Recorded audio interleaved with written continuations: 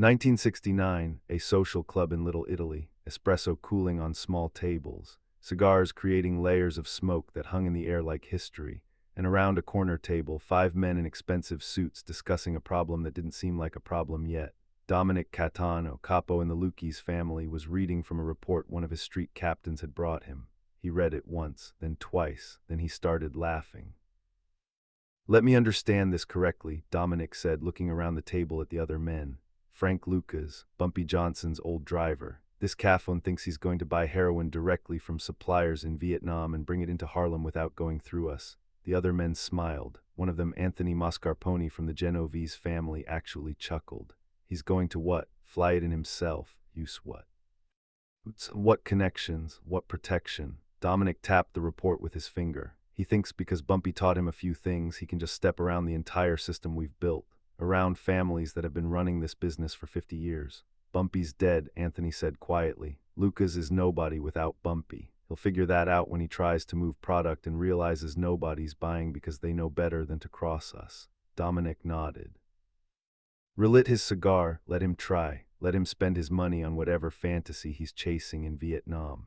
When he comes back with nothing and needs to beg us for real connections, we'll remember he thought he was smarter than us. We'll remember he thought he could laugh. They were still laughing when Frank Lucas was already in Saigon, negotiating directly with suppliers. In the Golden Triangle, cutting out every single middleman the Italian families relied on. The thing about established systems is this: they work beautifully until someone figures out they don't have to participate in them at all. And Frank Lucas, sitting in a warehouse in Southeast Asia surrounded by pure heroin that would become blue magic, had figured out something the Italian families hadn't considered. He didn't need their permission. He didn't need their connections. He didn't need their approval. He just needed to be smarter about supply chains than men who'd been doing business the same way since before he was born. Frank had learned this from Bumpy Johnson. Not directly. Bumpy never said go around the Italians. But Bumpy taught Frank something more important. Established power isn't permanent power. It's just power that hasn't been challenged correctly yet. Bumpy had operated within the Italian system because that's what made sense in his era. You worked with the families, you paid your tributes, you accepted the markup, you played the game because the game was the only option available. But Bumpy died in 1968 and Frank inherited not just territory but a different moment in history. Vietnam was creating infrastructure the Italian families couldn't access: military flights, supply routes. Chaos that made certain things invisible to authorities who were looking the wrong direction. Frank saw an opportunity the old families literally couldn't see because they were still looking at the world through the lens of how things had always been done. So while Dominic Cattano laughed in Little Italy, Frank Lucas was revolutionizing the entire heroin trade in Harlem without asking anyone's permission. The first shipments of Blue Magic hit the streets in February 1969. Small amounts initially, test runs. Frank wanted to see how the product moved, how customers reacted, how the Italian street dealers would respond. What happened surprised even Frank. Blue Magic was so pure compared to the diluted product the Italian families distributed that users could immediately tell the difference.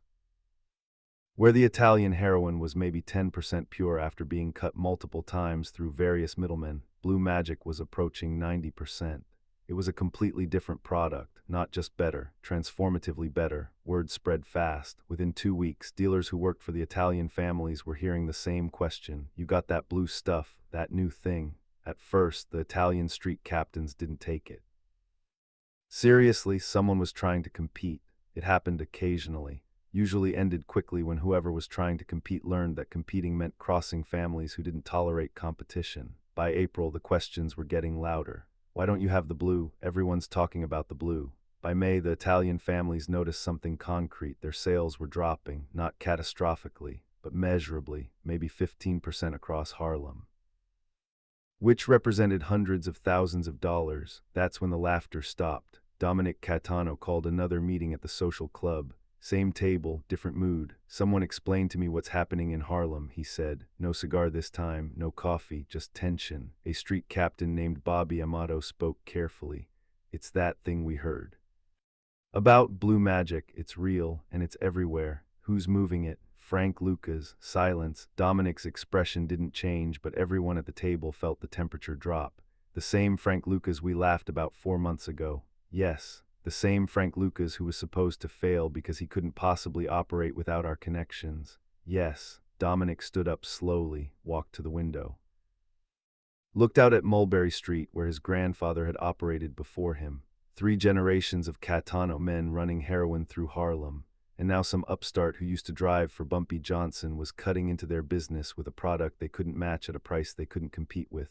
How is he doing it? Dominic asked. Bobby shifted uncomfortably. We don't know. He's not using any of our suppliers, not going through any of our channels. It's like he built a completely separate system. That's impossible. That's what we thought too. Anthony Mascarpone spoke up. I've had my people asking around. Best we can figure, Lucas is bringing it in from Vietnam, directly. No middlemen, no Italian connections, just straight from source to Harlem. That's impossible, Dominic repeated. And yet he's doing it. Dominic turned from the window. Then we make it stop. The next 6 weeks were education in the limits of traditional power. The Italian families tried everything they'd always used to control competition in Harlem. They threatened Frank's dealers. The dealers disappeared for a few days, then came back with new security Frank provided. They tried to intimidate Frank's customers. The customers kept buying. Because Blue Magic was too good to give up for threats, they attempted to cut off Frank's distribution points. Frank opened new ones faster than they could shut down the old ones. They offered to bring Frank into the system, give him a piece of their operation in exchange for stopping his. Frank didn't even respond to the offer. Every move the Italian families made assumed Frank was playing the same game they'd always played, but Frank wasn't playing that game. He'd invented a new one with different rules, and in his game, the Italian family's traditional advantages didn't matter. By June 1969, 6 months after Dominic Cattano laughed at the idea of Frank Lucas competing independently, the Italian families had lost nearly 40% of their Harlem heroin business. 40% in 6 months. That wasn't competition. That was demolition. Dominic called another meeting. Angrier men this time, scared men though none would admit it. Because if Frank Lucas could do this, if one black man without traditional mob connections could dismantle a system that had been untouchable for 50 years, what did that mean for everything else they controlled? We need to kill him, someone said. The logical conclusion, the traditional solution. Dominic shook his head. We kill him, we don't solve the problem. Someone else steps into his operation. The supply chain still exists. The product still comes in. We're still losing money. Then we destroy the whole operation. How? We don't even know how it works. That was the thing that kept Dominic awake at night. They'd been trying to understand Frank's system for months. Where was the heroin coming from exactly? How was it getting into the country? Who were his suppliers? What routes was he using? They couldn't figure it out. It was like Frank had made himself invisible while being completely obvious. Everyone in Harlem knew Blue Magic. Nobody knew how it actually worked. Frank had learned this from Bumpy too. Separate visibility from operations. Be known for the results. Keep the methods invisible. The Italian families kept trying. They hired investigators, bribed customs officials, followed Frank's people, put pressure on anyone who might know anything about his supply chain. Nothing worked. Frank's operation was too compartmentalized, too disciplined, too different from anything the Italian families understood. By August 1969, Dominic Cattano was losing money, losing respect, and losing his grip on a business his family had controlled since before he was born, all because he'd laughed at Frank Lucas 6 months earlier. The irony wasn't lost on him. They'd laughed because they thought Frank was overestimating himself, thought he didn't understand how the world worked, thought he was naive about power, but Frank had understood something they missed. Established power becomes lazy. It relies on reputation instead of innovation. It assumes the rules that worked yesterday will work tomorrow. It laughs at threats instead of adapting to them, and while they were laughing, Frank was building something they had no defense against. The other families started asking questions. If the Lukis and Genovese families couldn't stop one independent operator in Harlem, what did that say about their effectiveness, about their protection, about whether paying tribute to them was worth the cost? Dominic's bosses started asking the same questions. How is one Caffon costing us millions? Why can't you stop him? Dominic didn't have good answers. The truth was humiliating. They couldn't stop Frank because they didn't understand what he was doing well enough to interfere with it. September 1969, the social club in Little Italy, the same table where they'd laughed 7 months earlier. Dominic sat alone this time, smoking a cigar, thinking about how quickly certainty can turn into confusion. He'd been so sure in January, so confident that Frank Lucas would fail because that's what happened to people who challenged established systems. The systems crushed them, always had, always would, except this time the system was being crushed, slowly, methodically, by someone who'd figured out that you don't beat an established system by fighting it directly. You obsolete it. You build something so much better that the old system becomes irrelevant whether it fights you or not. Dominic stubbed out his cigar, admitted something to himself he'd never say out loud. Frank Lucas had outthought them. Not outfought, outthought. He'd seen an opportunity they couldn't see because they were too invested in how things had always worked. And now Dominic had a choice: keep fighting a war he was losing, or adapt. Figure out how to compete in this new landscape Frank had created. The problem was, adapting meant admitting they'd been wrong, meant acknowledging that their 50 years of experience had been made obsolete by someone they dismissed as a nobody. Pride is expensive. Dominic was learning exactly how expensive.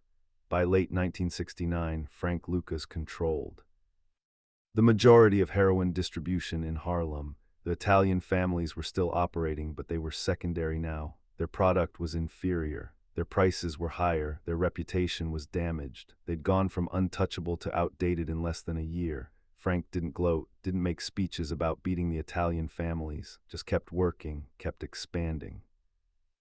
Kept doing what he'd always done, thinking 3 steps ahead while everyone else was still reacting to the last move.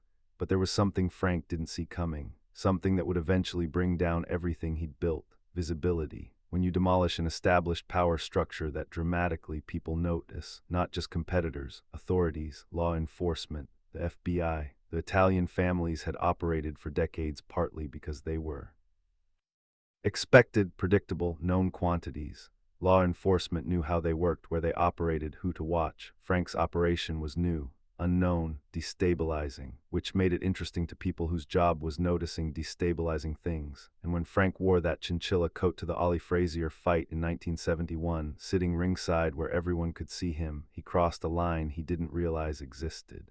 He became visible. The same innovation that let him beat the Italian families, being unpredictable, operating outside traditional channels, building something new, made him fascinating to the FBI. They started investigating, started pulling threads, started figuring out what the Italian families couldn't, how Frank's operation actually worked. The irony would become complete years later when Frank sat in a federal prison cell, convicted and cooperating with the same authorities who'd been investigating him, thinking about how he'd beaten the Italian families only to lose to the visibility that beating them created.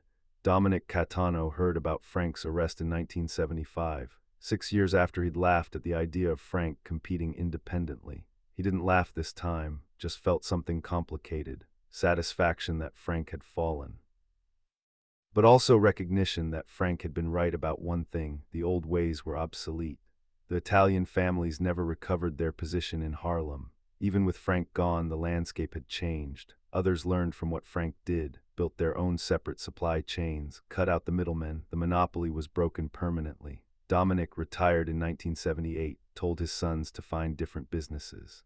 The heroin trade wasn't what it used to be: too many independent operators, too much FBI attention, too much change. The world Frank Lucas had laughed at, the world that had laughed at him, was gone. Both sides had lost something. The Italian families lost their monopoly. Frank lost his freedom. The only winners were the people who came after, who learned from both their successes and their mistakes. Years later, when Frank was released from prison, someone asked him about the Italian families, about how he'd managed to compete with organizations that had been untouchable for generations. Frank's answer was simple: they were too busy protecting what they had to see what was possible. That's the advantage. They're defending, you're creating. Defense always loses eventually. It was the same lesson Bumpy had taught him, though Bumpy never said it directly. Established power thinks its main job is maintaining established power, but maintenance is just slow decay. Real power comes from seeing what others can't see and building what others won't build. The Italian families laughed in January 1969 because they couldn't imagine their system being challenged successfully. By July, they weren't laughing because their system was collapsing. By 1975, the system was gone entirely, replaced by something they'd failed to stop because they'd never understood it. That's the real story of Frank Lucas and the Italian Mafia. Not a war, not a fight, a transformation. One man seeing possibility where established powers saw only certainty. And proving that certainty, no matter how well established, is just another word for blindness to change. Dominic Cattano died in 1989. His obituary mentioned his decades of service to his family, didn't mention Frank Lucas, didn't mention Blue Magic, didn't mention the year everything changed. But the old men who sat in social clubs in Little Italy remembered laughing, remembered realizing too late that they'd laughed at the wrong thing, remembered learning that 50 years of experience means nothing when someone figures out how to make those 50 years irrelevant.